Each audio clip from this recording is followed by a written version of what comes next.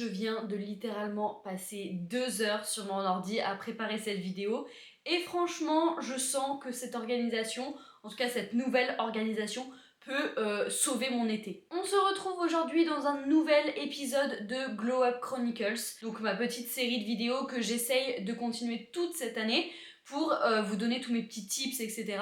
pour glow up de toutes les manières possibles, que ce soit physiquement, au niveau de la santé, que ce soit mentalement, que ce soit dans nos objectifs, etc.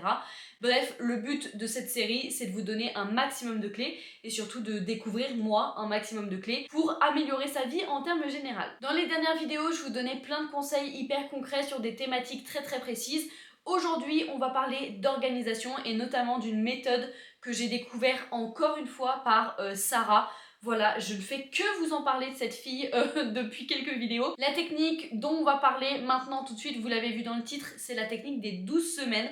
Donc de l'année en 12 semaines, des 12 semaines, je ne sais pas comment on appelle ça en réalité, mais ça va être une organisation non pas sur les 12 mois de l'année, mais plutôt en trimestre, c'est-à-dire 12 semaines par 12 semaines. Et en fait, cette technique, ça nous permettrait d'atteindre un maximum d'objectifs dans l'année, en fait, en nous donnant des deadlines qui sont vachement plus courts. Parce qu'on va pas se mentir, on se définit des résolutions, des objectifs pour l'année, comme j'ai pu le faire pour cette année 2024, mais le problème c'est que nous sommes en juin, bientôt, et je les ai quasiment tous oubliés, je ne me souviens plus. Alors que j'avais mis en place un plan de bataille, etc., j'avais fait des vision boards et tout, mais en fait, 12 mois, c'est beaucoup trop long pour suivre parfaitement un projet et un objectif. Donc le but de ces 12 semaines, c'est de décomposer objectif par objectif et de pouvoir mettre en place en fait des actions qui sont hyper concrètes sur un temps beaucoup plus court et donc de pouvoir suivre la réalisation de cet objectif de façon beaucoup plus claire et beaucoup plus spontanée. Donc aujourd'hui, ce que j'ai fait sur mon ordinateur pendant plus de 2 heures, c'est que j'ai repris mon vision board du début de l'année que je vous ai présenté et j'ai pris chaque objectif en les retravaillant, en les redécoupant différemment et j'ai vu ce que j'avais déjà atteint, ce que j'avais pas atteint, etc. Et le but maintenant, c'est d'attaquer un cycle de 12 semaines, donc juin, juillet et août, pour enchaîner avec un autre cycle, donc septembre, octobre, novembre. Ça me laissera en fait décembre pour faire un mois bilan, etc. Je sais que le mois de décembre, généralement, on n'atteint aucun objectif et c'est normal. Et donc, ce découpage 3 par 3, en fait, ça va me permettre de faire, d'atteindre le reste de mes objectifs. Parce que vous le verrez, des objectifs que je m'étais fixés en janvier, je n'en ai pas atteint beaucoup, vraiment pas. Je me suis munie de mon ordinateur et surtout de mon espace Notion. J'en ai créé un nouveau. Pour être très honnête, j'ai pris un template déjà tout fait et je l'ai retravaillé pendant plusieurs heures avec mes objectifs et ce que je voulais montrer, etc. Je vous mettrai le template que j'ai pris en barre d'infos si ça vous intéresse, mais vous pouvez totalement le créer vous-même. Je prends mon ordinateur là juste devant moi, je vous fais une recopie d'écran et je vous explique ce que j'ai fait en fait avec ce template, avec mes objectifs et comment je compte les répartir selon les 12 mois. Alors voilà, quand on arrive devant mon template, en tout cas la première page, donc j'ai une petite page de tableau comme ça avec tous mes objectifs, en tout cas tous les gros objectifs. Et évidemment, par exemple, regardez, à chaque fois, il y a des sous-objectifs comme ça à l'intérieur. Nous avons ensuite un petit board comme ça avec les échéances, entre guillemets, en tout cas les statuts de mes objectifs, c'est-à-dire en cours, à faire et terminé. Il y en a certains qui n'ont pas de statut, mais c'est pas très important. Et là, vous voyez, il y a un petit T3 qui est marqué un petit peu partout. Et c'est normal parce qu'en fait, mes objectifs, je vous l'ai dit, vont se découper en trimestre 1, trimestre 2, trimestre 3, trimestre 4. C'est très dur à dire. Et donc là, on attaque dans le 3e trimestre. Je les ai pas affichés là dans mon Notion, mais évidemment, j'ai eu des choses qui ont été accomplies dans le trimestre 1 et dans le trimestre 2. Vraiment pas beaucoup, mais si j'ai envie de les visualiser pour me motiver, je peux les afficher, mais là j'avais vraiment beaucoup d'objectifs et beaucoup de choses à faire pour le trimestre 3, donc j'ai préféré ne les afficher que eux. Et nous avons en dernier un petit template comme ça, avec un calendrier, donc les trucs que j'ai déjà terminés peuvent s'afficher dessus, et aussi en fait, vous le voyez, les objectifs de ce trimestre-ci. Alors cette vue-là de calendrier, je compte pas forcément beaucoup l'utiliser, j'aime bien l'avoir quand même sur mon Notion, mais c'est pas le gros du template en fait que je vais utiliser. parce que vraiment ce qui me sert beaucoup c'est le petit board au milieu que je vous ai montré avec les statuts des choses, ce qui est en train de se faire, ce qui doit être fait, ce qui est terminé, voilà, histoire un petit peu de s'y retrouver. Et donc là vous le voyez, j'ai vraiment énormément de choses à faire.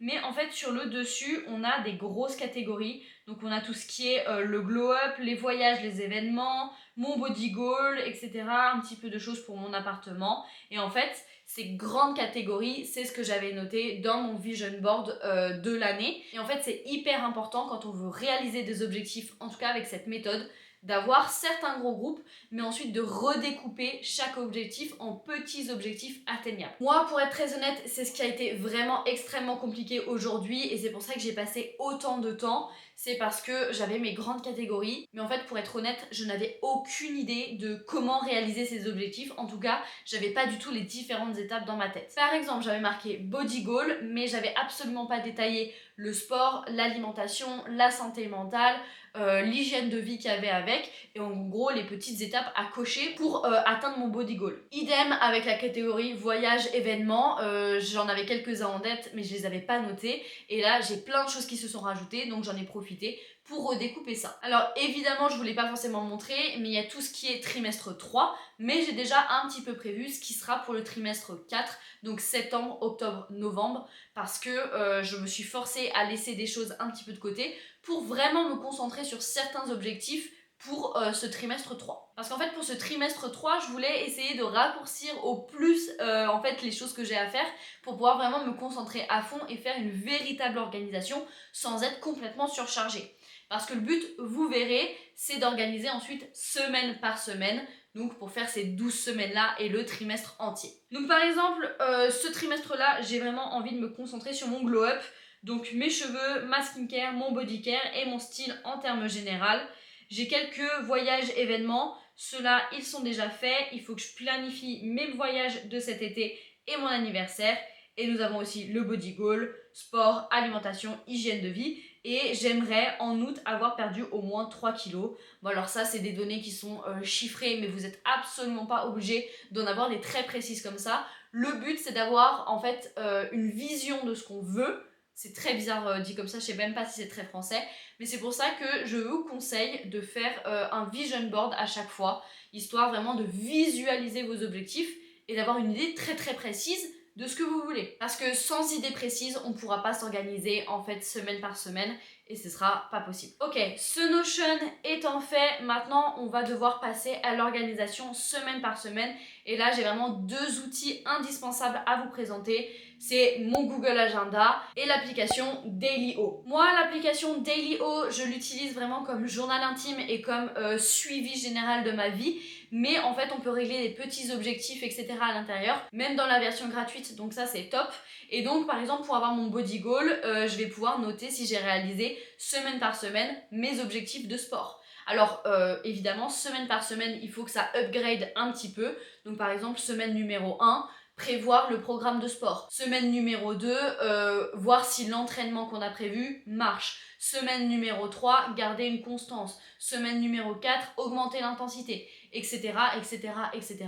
jusqu'à la semaine numéro 12 et donc la fin du trimestre où logiquement on aura upgradé à tel point qu'on ait rempli l'objectif. Donc moi ce qui est bien, vous l'avez vu dans mon Notion, c'est que j'ai des tâches très précises à réaliser pendant ce trimestre. Donc par exemple, je dois organiser mon anniversaire, et bah ça, chaque semaine jusqu'à mon échéance de mon anniversaire, j'aurai des petites tâches à faire que je pourrais en fait noter aussi dans mon Google Agenda. Vraiment des listes de choses à faire, un vrai planning. Je pense que mon Google Agenda, vous le connaissez très bien. Je suis vraiment accro à cette application et je l'utilise vraiment hyper souvent. C'est là où je planifie vraiment tout, tâche par tâche dans ma journée, mes routines du matin, mes routines du soir, mes séances de sport, les temps où je suis au travail, etc.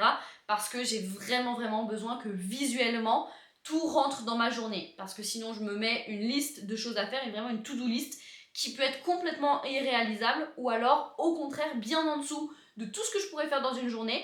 parce qu'en fait j'arrive pas à me rendre compte des horaires et au moins mes tâches là je peux les timer, en fait définir vraiment un horaire de début, un horaire de fin et donc me rendre compte du temps que j'ai dans une journée. Vous l'avez vu, cette vidéo elle est vraiment là pour vous présenter en fait la méthode des 12 semaines que je viens de découvrir, qui me parle beaucoup et qui je pense peut bien marcher sur moi. Donc là vous avez vu un petit peu comment je me suis organisée sur mon Notion pour vraiment découper les objectifs, sur mon Dailyo pour suivre en gros les objectifs semaine par semaine et garder une constance sur le temps. Et puis mon Google Agenda pour vraiment fixer toutes les tâches de manière en fait très très précise. Et puis évidemment, vu que c'est un temps assez court, il faut bien s'organiser pour pas tomber dans une multiplicité de choses à faire et ne plus s'en sortir. Je pense que le gros piège de cette méthode, c'est de vouloir trop en faire sur un temps bien trop court. Vous l'avez vu, moi j'avais énormément de gros objectifs pour cette année 2024. J'avais 9 choses à réaliser, en tout cas 9 thèmes. Et en fait, je me suis vraiment cassé la tête à tout découper et je me rends compte que c'est vraiment énormément de travail. Donc je reste indulgente avec moi-même et si à la fin de l'année, j'ai pas réussi à tout faire, en tout cas à pas cocher tous les grands thèmes, c'est pas grave du tout. En vérité, dans la vraie méthode des 12 semaines, on compte 1, 2, voire 3 grands maximum objectifs en fait par trimestre.